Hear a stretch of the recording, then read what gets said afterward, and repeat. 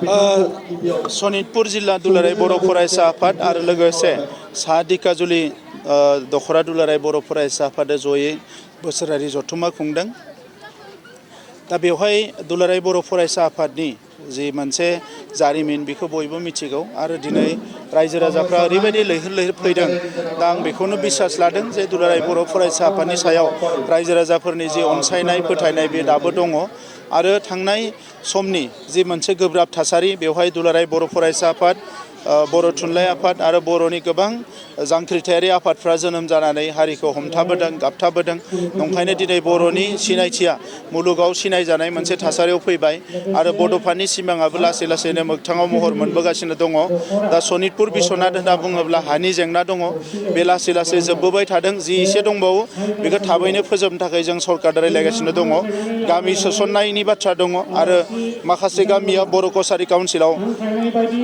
सोसननायनि बाथ्रा दङ। बे मोननै बाथ्राखौबो लानानै आसामनि चिफ मिनिस्टार बिथांजों सावरायगासिनो दङ। आङो लासै लासैनो प्रब्लेमखौ जोबजानो लुबैदों, मानोना आगोलफ्राव बे थासारिफ्रा जोबोद बै समफ्राव जोंनि सोमावसारनायखौ लानानै सनितपुराव एबा बिस्वनाथाव गहपुर बायदियाव गोबां थासारि जालांदों। दा नैबे समाव जाहाथे खुनु रोखोमनि गाज्रि थासारि जानो हाया बेखौ नोजोर बोनानै जोङो बिटिआर एकर्डनि मोनफ्रोमबो दफाया जाहाथे लासै लासै जाफुंसार महर मोनो बेखौ जोङो नोजोर होना खामानि मावगासिनो दङ। आथिखालाव जे बिटिआर सोसननायाव 60 बेबायदि गामिफोरा सोसनजाबाय, नाथाय बिथांमोनहा बेखौ साननानै गोबां जिंगायाव दं जे फैबाय थानाय बिटिसि बिसायख'थियाव बिथांमोना होनो हानायनि मोन्थायखौ मोनगोन ना मोना? बिथांमोननि बिटिसि बिसायख'थियाव भट होनो मोननायखौनो लानानै जों खामानि मावगासिनो दङ। मानोना बिथांमोनाथ' अलरेडि बिटिसिआव हाबखाबाय, नाथाय बिथांमोनजों लोगोसे आरोबाव माखासे गामि दङ जाय गामिखौ सोसननांगौ। बिनि थाखायबो जोङो सरकारखौ नारसिननानै माखासे खामानि मावगासिनो दङ। दिनै जे सारखौ खोनानो मोनदों, दिनै सारा गोबांथार ओनसोलाव बेबायदि जौगाथायनि खामानिफोर मावगासिनो दङ आरो दिनैबो बेयाव नुजाथिनायनि गेजेरजों सारा मोनसे बेबायदि अनसुंथाइ होनायनि बाथ्रा फोसावदों। दा बेनि गेजेराव सारा जोङो सुजित नार्जारि जोंनि गिबि मुंख्लं बिथांनि मुङाव जोंनि जि 40टा समस्ति दङ बेयाव 40टा अडिट'रियाम लुनाय जाबाय, 40 अडिट'रियाम लुनाय जाबाय। बिर सिलागां जांख्रिथायारि दैदेनगिरि बिथांनि मुङाव बिटिसिआव 40टा समस्तियाव अडिट'रियाम लुनाय खामानि सोलिगासिनो दङ। सुबुंथिनि थान्दै बिनेश्वर ब्रह्म बिथांनि मुङाव मोनसे गियान केन्द्र एबा नलेज सेन्टार लुनाय सोलिगासिनो दङ। गासै दासिम 220 नलेज सेन्टार लुनाय जाबाय। दा बेबायदि गोबां खामानिफ्रा सोलिगासिनो दङ। जिहेतु सनितपुर बिस्वनाथनि माखासे गामिया बड'लेण्डआव हाबबाय आरो हाबगोन, दा बे ओनसोलावबो बे खामानिफोरखौ जों लासै लासै मावलांबाय थागोन। सनितपुर जिल्लाया 52थि बोसोरसालियाव जथुम्मा खुंदों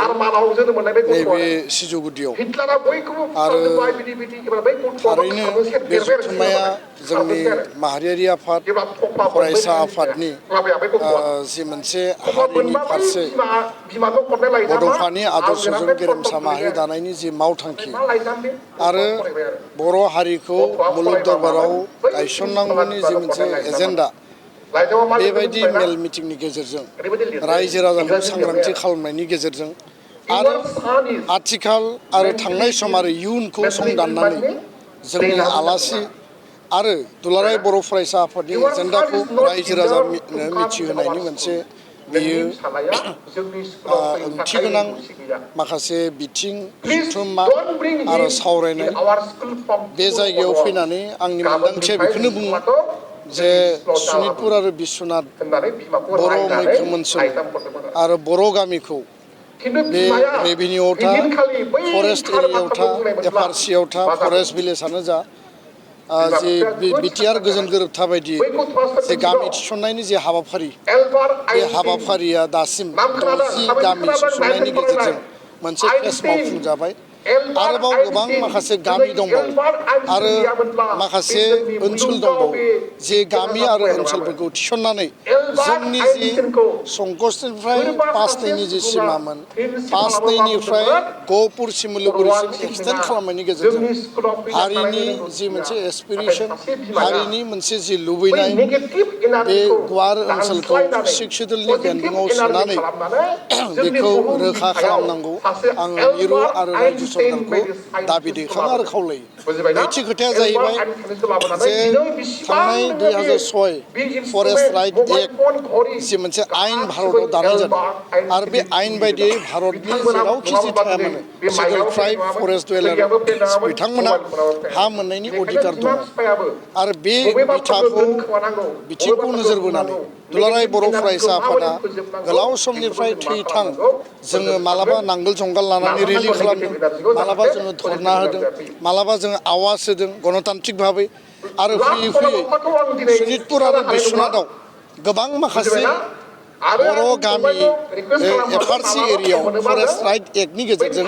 हानि मोनथाय माने भूमि पट्टाखौ फरेस्ट राइट फरेस्ट सट्टखौ होनाय जाबाय किन्तु दाबो गोबां माखासे ओनसोला आद्रा जानानै दङ आरो बियो आबुङै फुरायै स्रा जायाखै दा बेखायनो जोंनि जि दाबि बे दाबिया जाहैबाय जे आसाम सरकारा भारत सरकारा गोख्रैनो नैबे फरेस्ट राइट एक्टनि गेजेरजों रोखायै मावफुंनानै होनांगौ बेयाव थानाय जि इजिएस्ट स्कुल दं एजुकेशन ग्यारान्टि स्कुल दङ बे नर्मेल स्कुलाव कनभार्ट जाबाय किन्तु पस्ट क्रिएशन जायाखै आरो फोरोंगिरि गैयाबा स्कुला बोरै सोलिगोन फरायसा फरायसुलिनि फोरोंनाया बोरै जागोन आरो बेयाव गुन गोनां सोलोंथाइनि जे मोनसे जोंनि बिथिं बे मालाबाबो आबुं जानाय नङा दा बेखायनो 72 number of G easiest centre दङ नर्मेल स्कुलाव कनभार्ट जाबाय बेयाव पस्ट क्रिएशन जानांगौ फोरोंगिरि थिसननांगौ आरो गोग्गो सोलोंथाइ होनायनि खामानिखौ मावनांगौ बे गासै जिखिनि बे ओनसोलाव जों ओरै फैदों आबै सेन्टारजों सिसु गुदिसिम सफैनो थाखाय आरो बिनिफ्राय हाजोसिमबो लामा दङ किन्तु लामाया सेन्ट्रेबेल दानो अबस्थाया मोजां नङा दैज्लाङाव मा जागोन आरो बेयाव मेडिकेलनिफ्राय लानानै हेल्थ सेन्टारनिफ्राय लानानै इलेक्ट्रिफिकेसननिफ्राय लानानै गासै जिखिनि जौगानायनि अधिकारनि खोथा दङ जे माखासे मौलिक अधिकारफोर दङ देशनि नागरिक हिसाबै आरो बे ओनसोलनि रायजो राजाफ्रा भटार एसेम्ब्लियाव भट होयो पार्लियामेन्टआव भट होयो किन्तु जौगानायनिफ्राय बन्चित जादों दा जों जेब्ला लकेल एमएलएखौ बुङो बा जों जेब्ला लकेल एडमिनिस्ट्रेसनखौ बुङो